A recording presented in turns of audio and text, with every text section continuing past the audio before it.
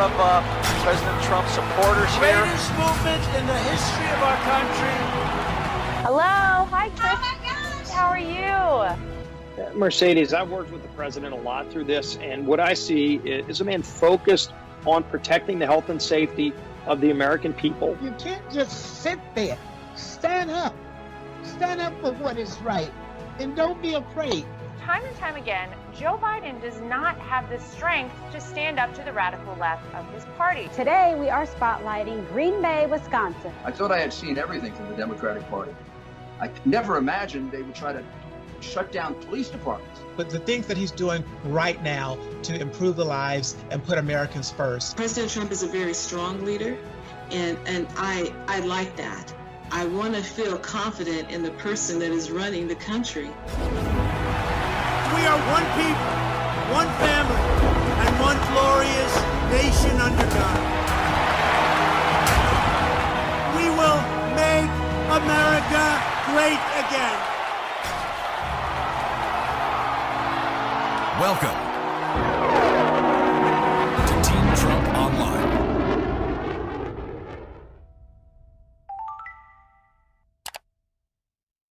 Good evening, everybody, and welcome to Team Trump Online. I'm Lara Trump, Senior Advisor to President Trump's re-election campaign. As always, be sure to like and share this broadcast with your friends.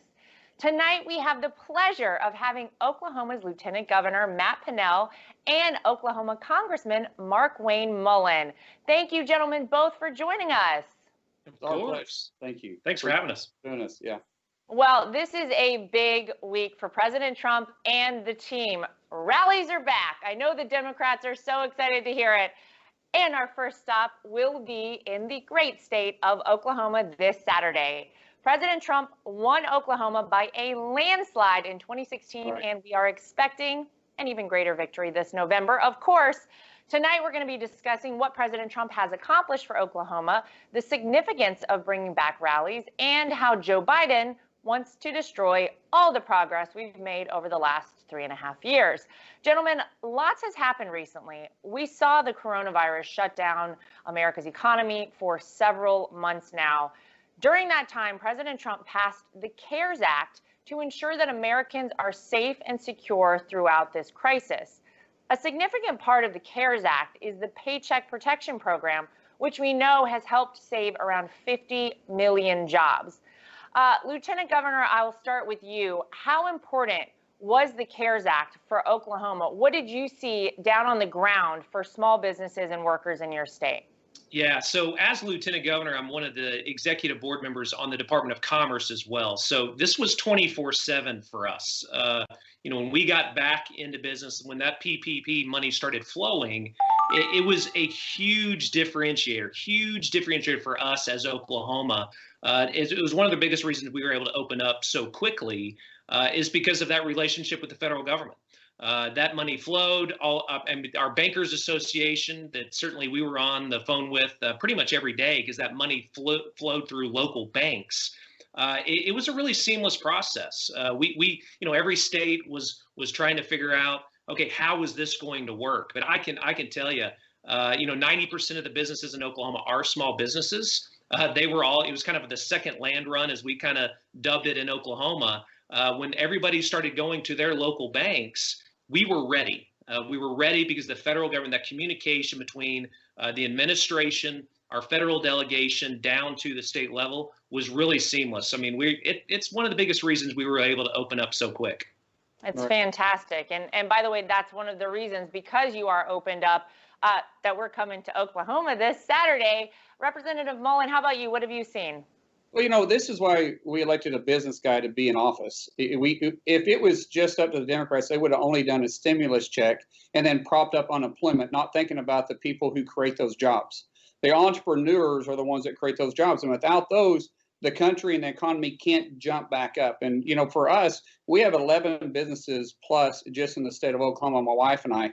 And when you start talking about that bridge between when you're shut down and the finances to be able to open back up and at the same time keep your employees in place, that is pinnacle to being able to jumpstart the economy. Because once those dollars are taken out, the only way you can replace those is, one, either go back to work and then you got to get a loan that you're going to be stuck trying to pay back, which is going to keep you from being able to use that dollars or those dollars to advance your company, or you're going to have something like this that has never happened before. The federal government bridged that gap.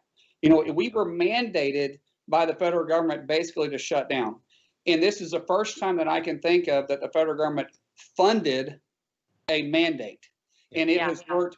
It has worked perfectly. We've had over 61,900 businesses, small businesses, just in Oklahoma alone that applied for the Paycheck Protection Program, and over 70% of those loans were under $100,000. Those are small businesses. Like Lieutenant Governor Matt Pinnell said, 90% of our economy is driven by small businesses. This was vitally important. It helped our companies, and it helped all the other small businesses of the state of Oklahoma too. And then once again, what Lieutenant Governor Matt Pinnell said was it flowed through our small community banks too, which also helped them, because yes, they did get a little bit of return from making the loan, but they were also able to help those individuals that bank with them too. And so that's a partnership. That's the importance of community banks. And it was something that, of course, we were happy to be able to help in Congress, but it was the brainchild of President Trump and his administration to be able to bring this thing forward, and it's worked really well. I can tell you, our economy wouldn't be able to jumpstart in the way that it has right now without this Paycheck Protection and the CARES Act. It just wouldn't have took place, and it's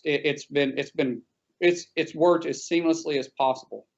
Yeah. The press conference, Laura, that the president did with the private sector, I still remember that press conference in the Rose Garden with all of the companies from the private sector. I can't tell you how many business owners in the state of Oklahoma were so impressed by that, and it reassured them.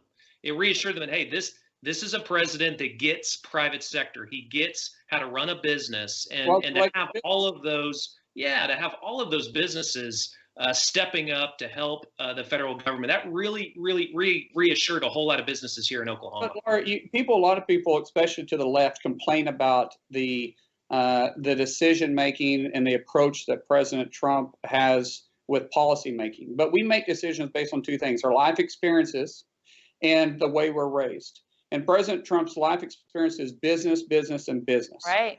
And so he's not making the typical politician decisions out there. And guess what? It's been great for America. That's why we're not stagnant, and that's why we're able to recover this fast. And it just highlights the importance of having business people that get it, not just people that's been in politics their whole life, but people that have been in the private sector that get it, that understand what it takes to create those jobs for the employees and the economy to move forward. Yep. Thank God we've got a businessman in the White House. The president also recently announced a $19 billion relief program to help farmers throughout this crisis. And we know the coronavirus disrupted supply chains. Congressman Mullin, can you walk us through the difficulties farmers specifically have experienced and why President Trump's relief package was so important for them as well? Absolutely. Look, I'm the fourth generation on our ranch. And that's where I raised my kids, and my kids are the fifth generation on our ranch. It's a way of life for us, and the margins are very thin, even if they're even there. And we're a cattle rancher. We're not necessarily the growers out in western Oklahoma, which is in Congressman Frank Lucas's district. It's been very difficult for us for years. But when all of a sudden you don't have a place to take your product, be it on the hoof, which is the cattle prices, which we call it on the hoof, or the crop in the field, and you've worked all year to harvest that crop, or you got fall calvers that you've got to take to market, and they're only growing to a point to where their price goes out, which I know that's difficult for people to understand, but our ranchers and farmers understand that. And then all of a sudden the coronavirus hits. And you've already had a tough year previously because of the floods that we had and just the market being unstable and the things that's been going on in Asia. You had the $19 billion that come out, and there's not a farmer rancher out there that wants a government handout. Listen, we're the most independent individuals out there for assistance. In this case, we needed it. And the dollars wasn't flowing very good. The CARES Act provided the money, but let's talk about the Paycheck Protection Program and the SBA, the Small Business Administration. They got those dollars flowing in about 2 weeks. For some weird reason, the Department of Ag wasn't getting the money out there. And I remember I had a conversation with the administration at the White House and directed by President Trump. And within 3 days after I told them the money hadn't been flowing, the money started flowing. And it was because President Trump got directly involved. And like I said, none of us are looking for a handout. That isn't what we're trying to have here, but this is the same thing as the Paycheck Protection Program. It bridged that gap. And it wasn't a ton of money, but it kept us from losing our farms. It kept us from being able to continue for the next generation, because so many people, they work off that relationship with their banks, and those notes come due. And this $19 billion allows that gap. I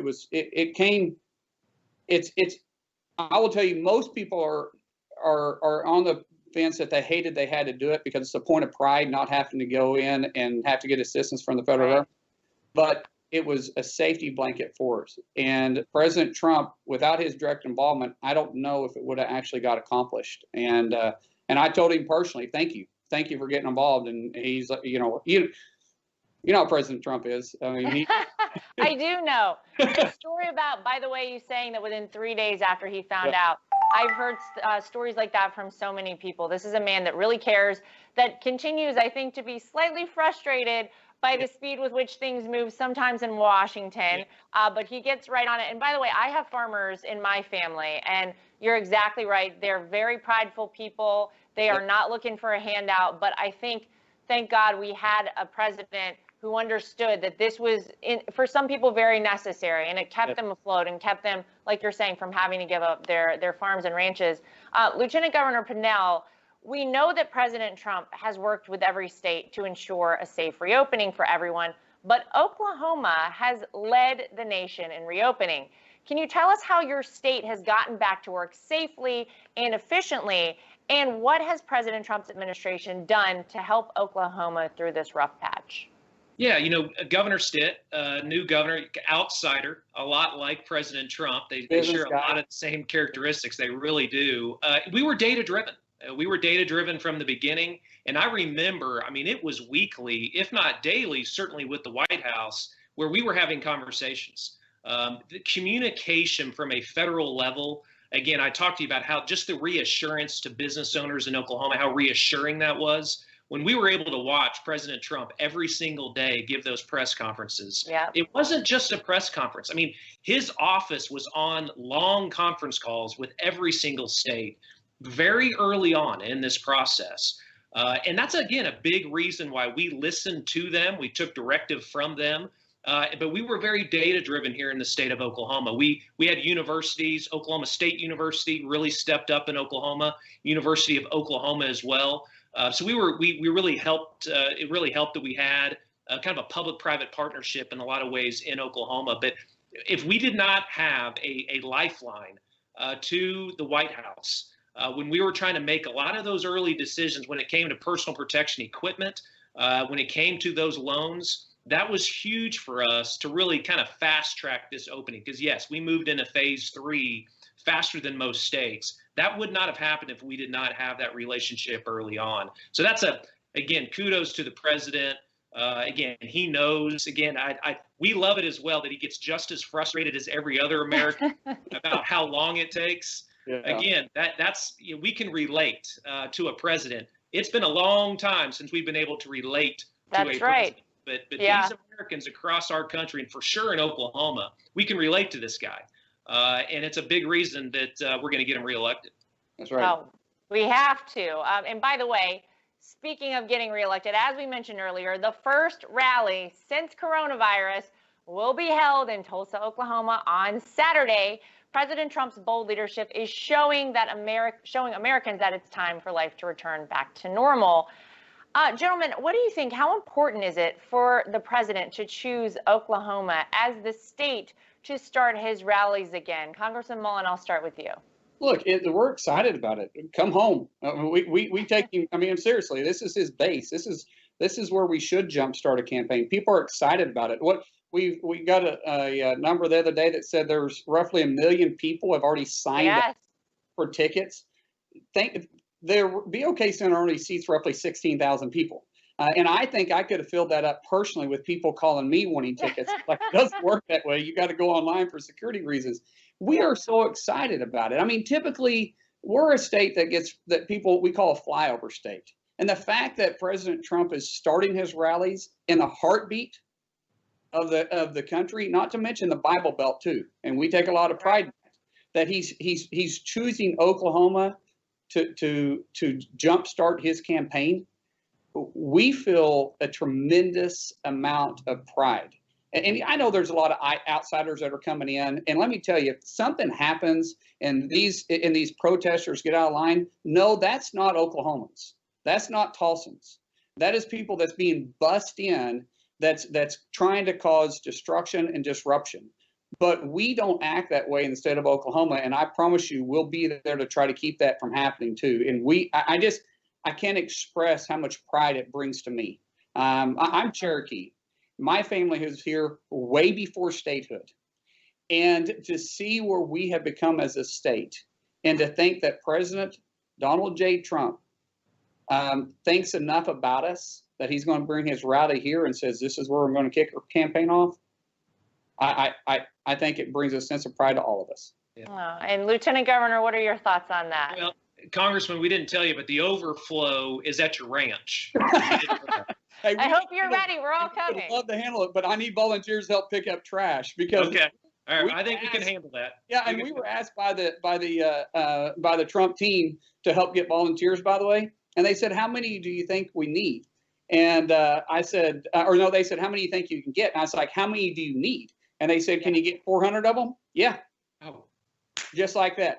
Just off of our campaign, people started volunteering to get there. They would do anything for this president because they had so much trust and faith in him.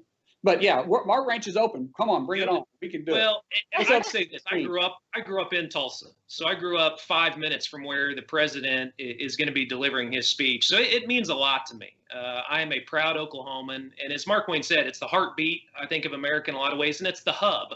You know, the new branding in Oklahoma is really to position Oklahoma as the hub of America. You know, everything spokes off of Oklahoma is what we want to project around the country. And it's about jobs. It's about job creation. You know, if we can create jobs in this country, if we can create jobs in Oklahoma, then we get to pay for everything else. You know, those property taxes pays for local public schools. That sales tax pays for our police and fire departments in Oklahoma. So if we create jobs, and I know the president is about job creation, then that helps us do everything else that we want to do. So we're certainly glad that Oklahoma was the first state to open back up, to get back to business. And I know the president will be delivering a lot of those comments on Saturday evening. Yeah, and I can tell you he has never been more excited to get to a campaign rally than he is for this one coming up on Saturday. And I think for so many people out there, whether in Oklahoma or across this country, it feels like by the first rally happening, we're sort of marking that America is coming back, that we're all coming out of, you know, the COVID shutdown, that we all wondered, well, how long will this be? How long will life be changed? Life is coming back, and we're marking it on Saturday in Tulsa, Oklahoma. We're really, really excited. So we can't wait to get there. Gentlemen, stay right where you are. We will be right back after this short commercial break, and you stay with us at home, too. Antifa is destroying our communities, rioting, looting. Yet Joe Biden kneels down and his staff sends money for bail. And Biden fails to stand up to the radical leftists fighting to defund and abolish the police. With Biden kneeling to the left, we'd have chaos in the streets. President Trump is standing up for us, keeping our communities safe, protecting minority-owned businesses, and always standing for our flag. I'm Donald J. Trump, and I approve this message. This is Brad Parscale, President Trump's campaign manager. Without a doubt, 2020 will be the most important election of the history of our great nation. America has come too far in the last 4 years to give up now and let the Democrats undo all of our incredible progress. Don't listen to the fake news media. They said we had no chance in 2016, and they're saying it again now. The future of our nation depends on you. The only way to ensure victory and keep America great is to get out and vote. Use the link below to make sure that you're registered to vote.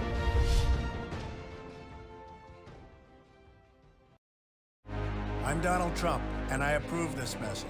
My administration will take all necessary steps to safeguard our citizens from this threat.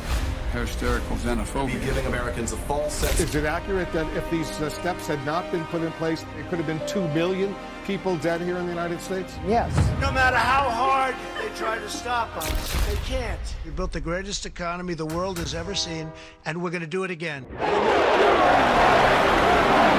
Together, we're beating back the invisible enemy. What the federal government did was a phenomenal accomplishment. Through it all, the world has witnessed the unyielding resolve of our incredible American people. Promise made, promise kept. And I'm fighting for you, and I love doing it with everything that I have. And you know that. With the grace of God, we will win this war, and we will win this war quickly. And we will make America great again. Welcome back to Team Trump Online. I am Lara Trump, and I'm joined by Oklahoma's Lieutenant Governor Matt Pinnell and Representative Markwayne Mullin. We just heard what President Trump has accomplished for Oklahoma and why it's so important to get America working again. Last month, in news that shocked economic experts and Democrats alike, America added 2.5 million jobs back to our economy. It looks like President Trump sure made the right decision to begin reopening the economy. Right. Representative Mullin, I'll pose the first question to you. How is the economy making such a quick turnaround? Because we want to work. That's what Americans do. That's why we're the greatest country in the world, is because we get up and we go to work. We want to pull our boots on. We want to have self-pride. There's something about earning your money that gives you a sense of pride and accomplishment at the end of the day. And we all feel that way. I don't care if you're in the East Coast, West Coast, you're in the heartbeat of the country in Oklahoma. We want to go to work. And you give us the opportunity, we'll do it. The worst thing that can happen is the federal government choke us down. When you open it up and you peel back those regulations, which the president has made a pivotal point from his campaign in 2015 to what he's done since he's been in office, you know, I think he's peeled back for every one new regulation, he's peeled back 20. I think that, and he was just wanting a 2-for-1, and we've done better than that. Yeah. And it creates entrepreneurs like myself to be able to go out. It creates us the opportunity to bring our employees with us, because without our employees, there's not an entrepreneur that's successful. It takes the employees, because they're the foundation of the company, to come in, and they have a pride about where they work too. And the Paycheck Protection Program, it created that bridge for when we got the green light to reopen. We hit that green light, and then we put the foot on the floor, and the gas started flowing through the exhaust, and we were ready to go back to work. And every one of my employees, which we have probably roughly 300 plus, oh wow, they all were super excited about going to work. And I can tell you, my friends, my business associates, my constituents, all of them was just so excited about it. And of course, we got to give that to President Trump for one, working with a plan to move forward, working with Lieutenant Governor Matt Pinnell, and of course, Governor Kevin Stitt, who's also a business guy. He gets it too, to perform a plan to be able to put us on the path to success. And other governors did the same thing. And what did we say? May report 2.5 million jobs. Yep. And guess what? I think it's going to continue to move forward. Yeah. I can't say enough. Who would have thought we would recover this fast? I did. Well, the experts didn't think so either. They said we're going to lose 7.5 million. That we lose more, we gain 2.5 million. So delta there, 10 million jobs. You tell me who the experts are. Lieutenant Governor, Oklahoma is leading the nation in reopening. It is now the most open state in the country. What can other states learn from Oklahoma's handling of the coronavirus pandemic? You know, we have 77 counties in Oklahoma, so that's a whole lot of counties. The partnership from county to county was critical for us as well. You know, our relationship with the federal government certainly helped, but we made sure that we were communicating county to county. Folks knew where testing was. Folks knew where to get resources, marketing materials, all these small business owners as they started to open back up. Our Chamber of Commerce network across the state was very strong. So we made sure that we were not just dictating to counties, but that we brought them on early and we were working with them. So it truly was one Oklahoma. States that try to, you know, that are competing against county to county, it doesn't work that way. You got to bring the mayors in. You got to work with those mayors. And Governor Stitt did that. Again, with our daily briefings that we had across the state of Oklahoma, mayors knew what was going on. They knew the 3 phases that we were going into, and they knew when it was going to happen based upon the data that we had. So it's really making sure that you have good relationships. The president knows that. He does that across the state of Oklahoma. He's tough when he needs to be tough, but he knows that those partnerships are critical. And that was huge for us in this process. Yeah, and we call it, Lara, we call it the Oklahoma Standard. I represent not quite, but pretty close to a third of the state. And all of us, when we call it the Oklahoma Standard, it's neighbors helping neighbors. And your neighbor isn't the person next door. It's anybody in need of help. If something happens in Western Oklahoma, Eastern Oklahoma volunteers are going out there too. If something happens in Oklahoma City, we all congregate in Oklahoma City or Tulsa. And that's what we saw here. We saw a partnership from health officials across county to county and including in the state that if they had extra PPE, they were able to utilize it. If they have extra ventilators, they were able to utilize it. And the partnership formed organically in most places. Before we even had to do something, they were already forming partnerships. And it's just, once again, we call it the Oklahoma Standard. No one can explain it better than that. Yeah, I love it. Oil and gas companies, starting to make hand sanitizer in the state of Oklahoma. Yeah. I mean, the National Guard also, I've got to give props to the National Guard. I know every state's National Guard stepped up, but Oklahoma National Guard, amazing for us through this process. Right. Fantastic. Yeah, we appreciate those men and women who serve. It's really incredible. They've had a lot to deal with over the past several months, so kudos to them. I want to talk for a second about Joe Biden. So we know he's been hiding out in his basement, but when he does make an appearance, he's very clear he wants to keep the economy shut down. And he has now brought Bernie Sanders and Alexandria Ocasio-Cortez on board as policy advisors. Biden supports the Green New Deal, which would destroy more than 3 million jobs. Congressman Mullin and Lieutenant Governor Pinnell, can you describe how disastrous a Joe Biden presidency would be for Oklahoma and the entire nation? Congressman, we'll start with you. Yeah, first of all, I want to commend President Trump and his leadership. A leader leads from the front and brings confidence and security to the people that are watching him. And to see President Trump day after day go out there without a mask on builds confidence. And I'm just saying it's true because pictures are worth 1,000 words. When you see Joe Biden with his muffled, the best thing we can do is muffle him anyways. But the idea of that he's got the muffled mask, it doesn't bring confidence. People are looking for some sense of security and normalcy. Nothing's going to be exactly normal again, but President Trump understands what leadership is about, and we commend that. When you start talking about Joe Biden and him surrounding himself with the far left, I mean, Cortez and Bernie Sanders literally formed the Socialist Democrat Party. That's what they call themselves. They even have a platform that is there, and it's about taking away our freedoms and socialism. And those policies that you see Joe Biden following are those. He's not working towards the center. He's not working for all Americans like he says. He's working to the far left to bring us into more of a Cuba or a Soviet Union or a China style of government. And I'm not trying to pander on words. Look at the policies. That's it, yeah. And when you look at the policies, does it bring more freedoms to you? Does it shrink the size of government? Because when government gets bigger, it only takes away your freedoms. Does it shrink the size of government, or does it take freedom away from you by enlarging the government? All his policies are about enlarging the government and making us all more dependent on Washington, D.C. That isn't how our founding fathers set it up. Comparison to President Trump, President Trump is, hey, let's push the responsibility down to the localities, down away from Washington, D.C. Let's keep the dollars there instead of flowing into Washington, D.C. Let's roll back the regulations. Let's trust the American people to do what's right, because that's what we do. We don't need a big nanny state in Washington, D.C. to tell us. And Joe Biden's the opposite of everything that President Trump has put forth. Yeah, and Lieutenant Governor, I want to get your thoughts. What would a Joe Biden presidency mean for Oklahoma and the country? Well, it means Oklahoma's the reddest state in the country. I can tell you that right now. All 77 counties will be voting for Donald Trump because you can't stop capitalism. You cannot stop capitalism. Yeah. And Joe Biden, the team that he's putting around himself, and Joe's own personal record that we have, you can't stop capitalism. That heavy hand of government, we don't want it in Oklahoma, but I'll tell you right now, they don't want it in Michigan.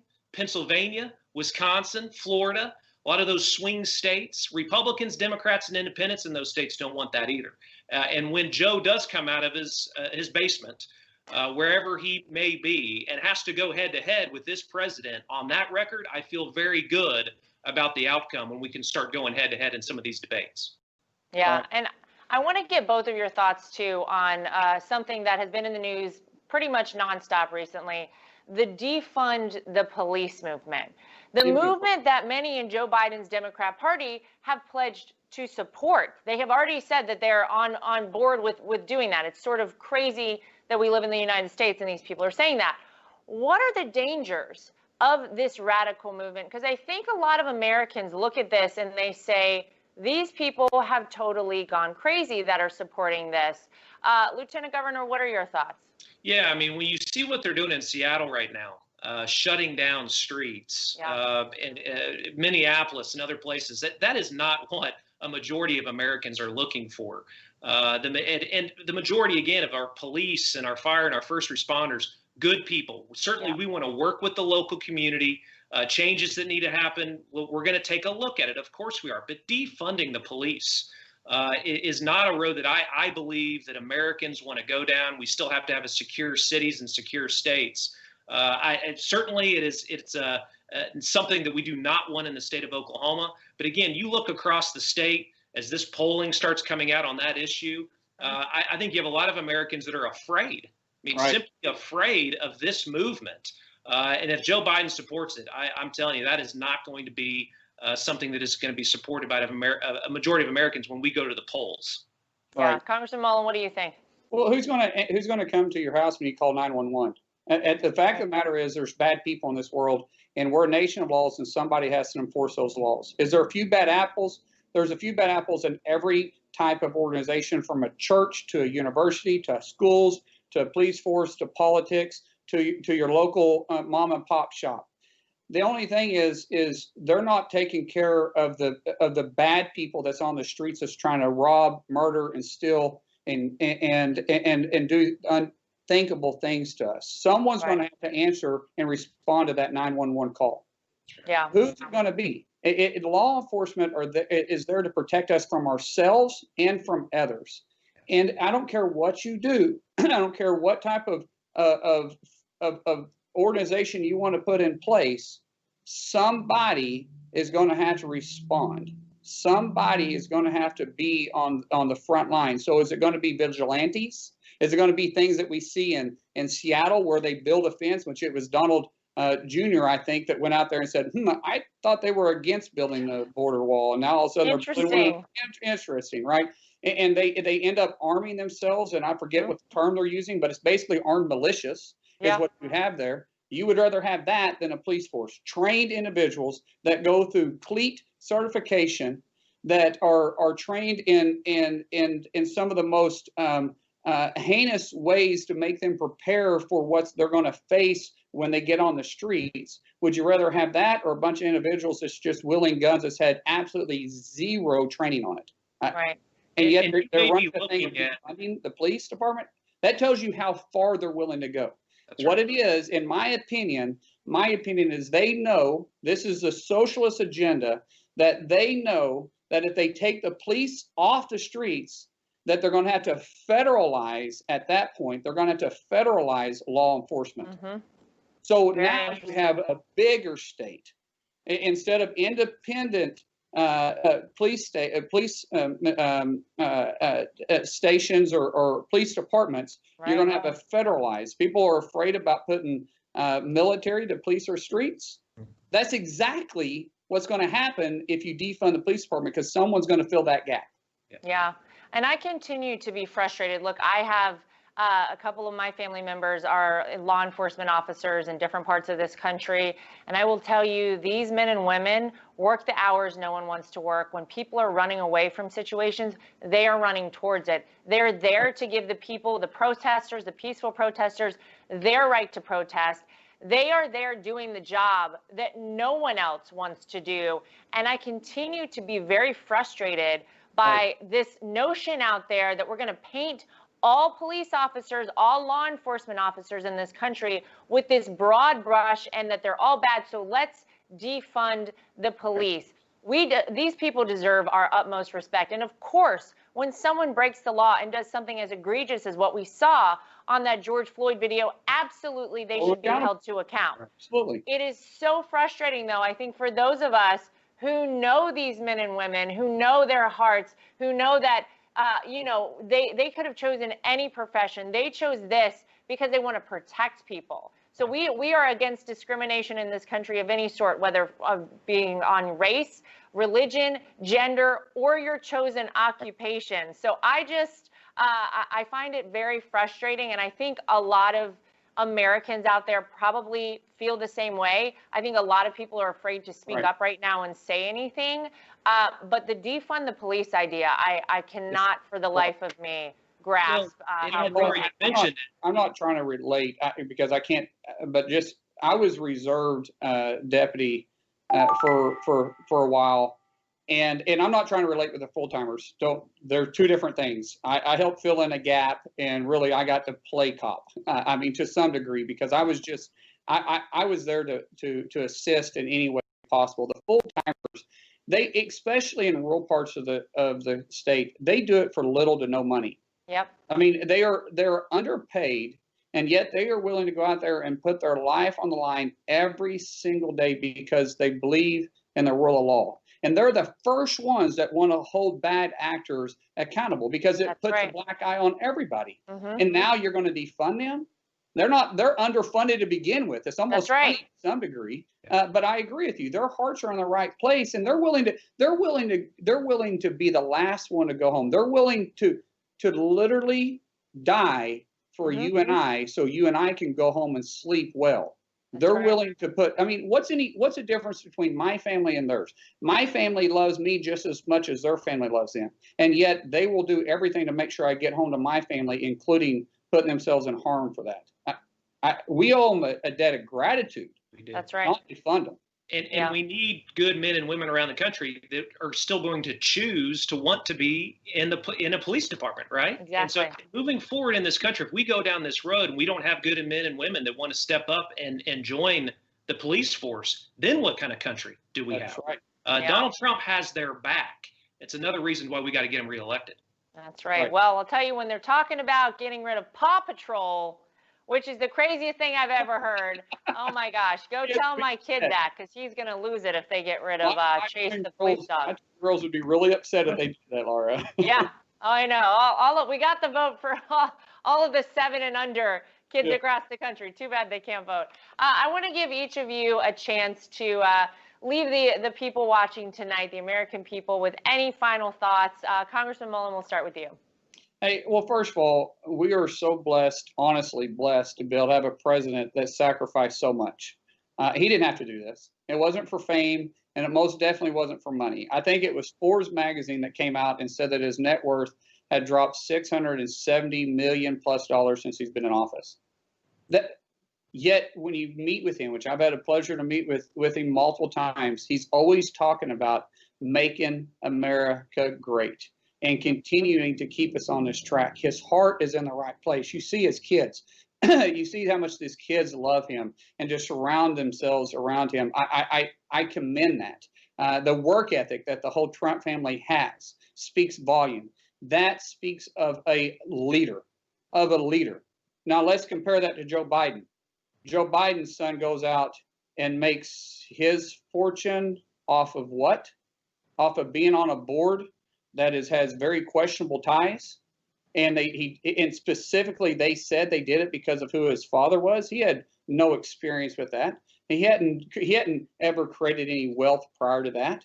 There's a contrast between the two. You have a guy and President Donald J. Trump that has been in the private sector, that worked hard, that created thousands and thousands of jobs and was very successful doing so. And then you got another guy that's running, that's only job he's had is worked in the government and ran for political office time in and time again. The contrast couldn't be greater. And guys, we're at a pivotal point for this country. We have some rough roads ahead of us. We're still going to be dealing with this coronavirus, and we need true leadership in place. and the choice couldn't be clearer between President Donald J. Trump and Joe Biden. You have a person that's about private sector, it's about freedoms, and you have an individual with Joe Biden that's about socialism and taking away our freedoms. Yep. That doesn't work. That doesn't work. And we as Americans got to stand strong and move forward. That's right. Yep, and November 3rd, that's why we need everybody to come out and vote for Donald Trump. Lieutenant Governor Pinnell, final thoughts from you? Yeah, breaking up the status quo takes time. 4 years, Donald Trump has done so much in 4 years to break up that status quo. It's a big reason that he won the first time. But we need another 4 years to make sure that we go further. Breaking up that status quo takes a tough leader that's able to really speak up and tell the truth. We haven't had that in a really long time either. So really breaking up that status quo, we did it with Hillary. We knew it. But again, Joe's been right there with her. And again, that record is going to be on display. So we need another 4 years to continue to break up that status quo and really push this country further in a better direction. Again, make America, but really keep America great again. We're extremely excited about Saturday night.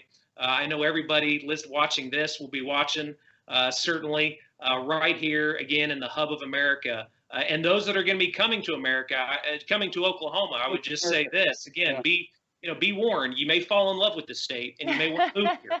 And we are okay with that if you want to move to Oklahoma. But again, we are thrilled to really start the relaunch of his rallies across this country again, for him to deliver that story and continue breaking up that status quo. So really, thank you for having us. Well, I want to say thank you to both of you. Thanks for being amazing patriots, supporting this president and our country, and obviously your state of Oklahoma.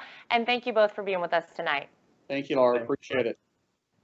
Thank you to all of our amazing supporters for tuning in this evening as well. We need as many patriots as possible to join our efforts to keep America great this November. And here's how you can also get involved.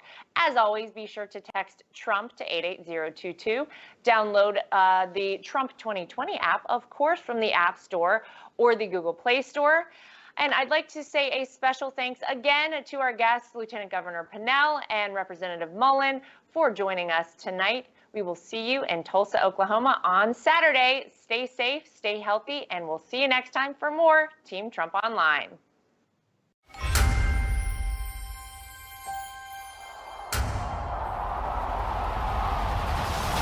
We are one movement, one people, one family, and one glorious nation under God. And we will make America great again. And the best is yet to come.